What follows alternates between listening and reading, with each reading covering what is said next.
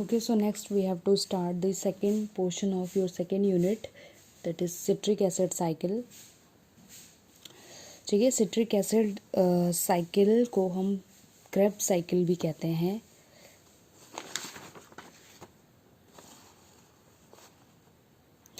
इसको ये एक लूप साइकिल होती है, close loop cycle, where the series of redox reaction takes place. इसमें बहुत सारी जगहों पे रिडॉक्स रिएक्शंस भी होते हैं, रिवर्सिबल रिएक्शंस भी होते हैं एंड रिडॉक्स रिएक्शंस भी होते हैं.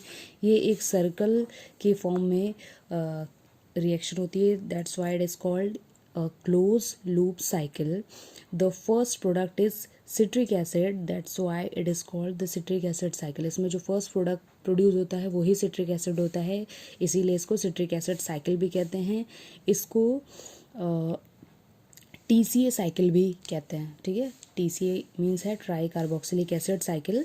इसको TCA साइकिल भी कहते हैं. और क्रेब्स साइकिल मीन्स, अगर आपको फर्दर कभी पूछा जाता है कि डिफाइन सिट्रिक एसिड साइकिल और डिफाइन क्रेब्स साइकिल और डिफाइन TCA साइकिल, तीनों का मीनिंग सेम ही है कि आपको सिट्रिक एसिड साइकिल के बारे में ही बताना है. So now we have to start the citric acid cycle. इस पे the first step is acetyl CoA. Acetyl CoA is basically formed from the glycolysis pathway. Glycolysis pathway का जो final product था आपका पायरुवेट से एसिटाइल CoA निकलता है. ये एसिटाइल CoA फर्दर रिस्पॉन्सिबल होता है आपका सिट्रिक एसिड पाथवे के लिए. मैंने आपको बताया था ना कि बहुत सारे केसेस में क्या होता है कि जैसे ग्लूकोज की या कार्बोहाइड्रेट्स की अदर मेटाबॉलिक पाथवे होती है, उसमें बीच बीच में से ऐसे प्रोडक्ट भी निकलते हैं जो दूसरे एंजाइम्स के साथ मिलके अदर पाथवे भी फॉर्म कर सकते हैं. क्योंकि आपके बॉडी में एक ही केमिकल रिएक्शंस नहीं होती हैं, बहुत सारी केमिकल रिएक्शंस होती हैं. सो उसमें से जो पायरुवेट आपका लास्ट प्रोडक्ट था, उसमें से एसिटाइल CoA निकलता है. Acetyl CoA further citric acid pathway के लिए रिस्पॉन्सिबल होता है. एसिटाइल CoA सिट्रेट सिंथेटेज की प्रेजेंस में सिट्रिक एसिड में कन्वर्ट होता है. ये सिट्रिक एसिड एक रिवर्सिबल प्रोसेस होती है. इसमें 2 एरो जहाँ पे दिख रहा है आपको, मीन्स ये एक रिवर्सिबल प्रोसेस होती है. ये एकोनाइटेज की प्रेजेंस में सिस एकोनाइटिक एसिड का फॉर्मेशन करता है. ठीक है, ये सिस जो मेन प्रोडक्ट है आपके वो एक बॉक्स के अंदर है. बाकी की जो बाहर लिखे हुए हैं ये एंजाइम्स हैं जिनकी प्रेजेंस में ये पाथवे कन्वर्ट होती है. सो कोई भी पाथवे आप याद कर रहे हो तो उसके नाम बहुत ज़्यादा टिपिकल होते हैं. उनको याद करने का एक बहुत अच्छा तरीका ये होता है कि उसके जो एंजाइम्स हैं उनके बिहाफ पे आप याद करो. जैसे एकोनाइटेज है तो नेक्स्ट प्रोडक्ट आपका एकोनाइटिक से ही रिलेटेड कुछ बनेगा. ठीक, सपोज यहाँ पे सक्सीनिक एसिड है. सक्सीनिक एसिड आइसोसिट्रिक एसिड है. ठीक, आइसोसिट्रिक एसिड से कोई चीज़ कन्वर्ट हो रही है सेकंड प्रोडक्ट पे, तो इसमें जो एंजाइम लग रहा है वो है आइसोसिट्रिक डीहाइड्रोजिनेज. सबसे पहली चीज़ ये याद रखिए कि अगर किसी भी वर्ड में पीछे एज लग रहा है दैट मीन्स वो एंजाइम है.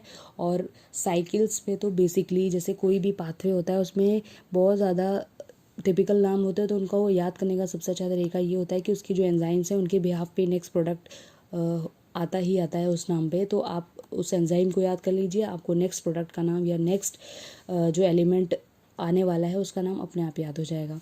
ठीक, तो उसमें एसिटाइल CoA से सिट्रिक एसिड फॉर्म हो रहा है. किसकी प्रेजेंस में? Citrate synthetase. ठीक, सिट्रेट है, सिट्रिक एसिड फॉर्म हो रहा है. अब एकोनाइटेज है, एज लग रहा है मीन्स के एंजाइम है, इसकी प्रेजेंस में सिस एकोनाइटिक एसिड फॉर्म हो रहा है. सिस एकोनाइटिक नाइटिक एसिड एकोनाइटेज की प्रेजेंस में आइसोसिट्रिक एसिड फॉर्म कर रहा है.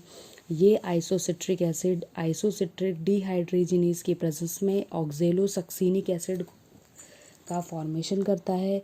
Oxalosuccinic acid alpha keto glutaric acid का फॉर्मेशन करता है. एंजाइम इसमें भी सेम लग रहा है, आइसोसिट्रिक डीहाइड्रोजिनेज. नेक्स्ट स्टेप क्या है? Alpha keto glutaric acid.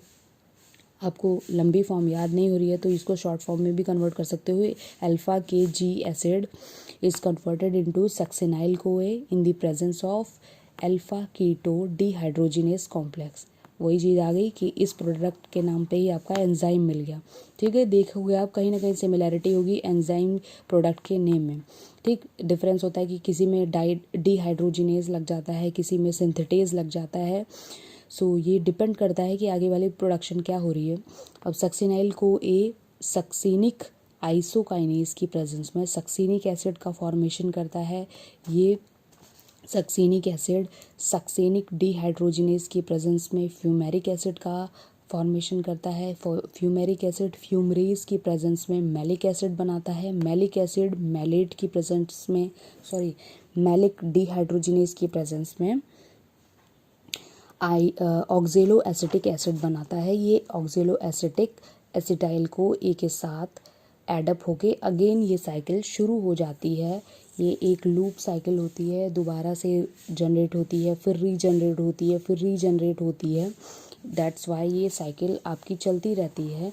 और एटीपी जितनी भी एटीपी इससे निकलती है वो आपकी बॉडी कंज्यूम करती रहती है। एटीपी कितनी निकलती है वो आप एनर्जेटिक्स में पढ़ोगे इसके नेक्स्ट वाला, ठीक है। जो पाथवे है वो आपका ये पाथवे आपका पूरा यही है। आपको इसमें याद करने के लिए कोई भी शॉर्ट तरीका नहीं है, याद आपको करना ही पड़ेगा। ये स्टेप बाय स्टेप याद करिए, ठीक है। नेक्स्ट आता है आपका एनर्जेटिक्स। एनर्जेटिक्स का मतलब होता है कि पूरी प्रोसेस में आपकी कितनी केमिकल रिएक्शंस कौन कौन स्टेप में हो रही हैं और उसमें से कितनी एनर्जी निकल रही है या कंज्यूम हो रही है। जैसे कि थर्ड स्टेप है, फोर्थ स्टेप है, फिफ्थ स्टेप है, ठीक है, सिक्स्थ स्टेप है, एट्थ स्टेप है। ये कुछ स्टेप हैं जिसमें एंजाइम्स यूज़ हो रहे हैं और रिएक्शंस हो रही हैं। ये एंजाइम्स रिस्पॉन्सिबल होते हैं एटीपी फॉर्मेशन के लिए या एटीपी कंजप्शन के लिए। तो एटीपी फॉर्म हो रही है इसमें कितनी 3 एटीपी, सेकेंड वाले में 3 एटीपी, नेक्स्ट है 1 एटीपी, देन नेक्स्ट है आपका 2 एटीपी, 3 एटीपी। मीन्स जो स्टेप यहाँ पे दिखाए गए हैं थर्ड फोर्थ सिक्स एट जितने भी, उसमें से जितनी जितनी एटीपी आपकी फॉर्म हो रही है टोटल मिला के 12 एटीपी है। अब एसिटाइल को ए सिट्रिक एसिड में 2 बार एसिटाइल को ए का प्रोडक्शन होता है। दैट्स वाई ये जो 12 एटीपी है ये कन्वर्ट हो जाएगी 24 एटीपी में, ठीक।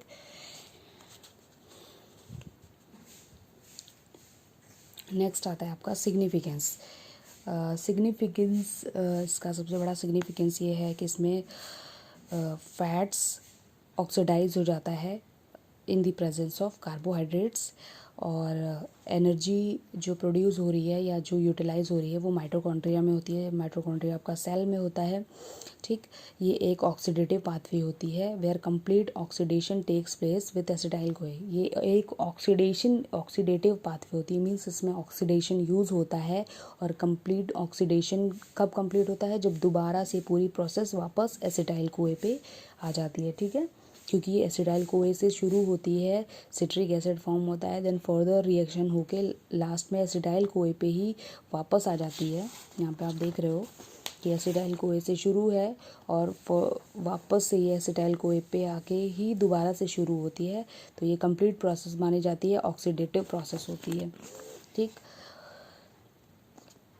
It is the integration of major metabolic pathways. Means इसमें बहुत सारे मेटाबॉलिक पाथवे कंबाइंड होती हैं, क्योंकि इसमें एक ही प्रोडक्ट नहीं बन रहा है, इसमें बहुत सारे प्रोडक्ट बन रहे हैं। जैसे malic acid, fumaric acid, succinic acid, succinyl CoA, isocitric acid, citric acid, बहुत सारे प्रोडक्ट बन रहे हैं, बहुत सारे एसिड्स बन रहे हैं। So it is the integration of major metabolic pathway, ठीक। अच्छा, इसमें कुछ टर्म यूज़ हो रही है जैसे FAD है, GDP है, GTP है, तो इनके फुल फॉर्म आपको पता होने चाहिए। FAD की फुल फॉर्म होती है फ्यूमरेट एडेनिन डाइन्यूक्लियोटाइड, GDP की है गुआनिन डाइफॉस्फेट, GTP की है गुआनिन ट्राइफॉस्फेट। एक वर्ड और है इसमें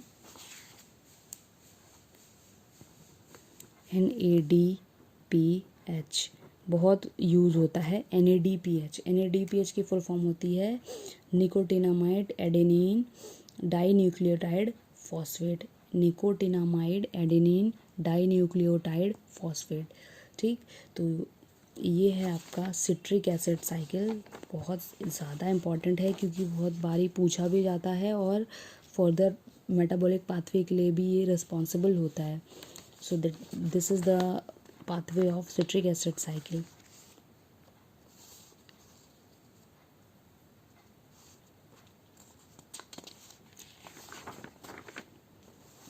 नेक्स्ट है आपका HMP shunt pathway. HMP shunt pathway शुरू करने से पहले एक चीज़ बता दूं कि जो ग्लाइकोलिसिस की पाथवे होती है उसी से सारी पाथवे कन्वर्ट होती हैं। तो अभी नेक्स्ट लेक्चर में आपका एचएमपी शंट पाथवे आएगा। इसमें अभी सिट्रिक एसिड साइकिल ही पढ़ा था, ठीक है। तो नेक्स्ट लेक्चर में पढ़ते हैं एचएमपी शंट पाथवे।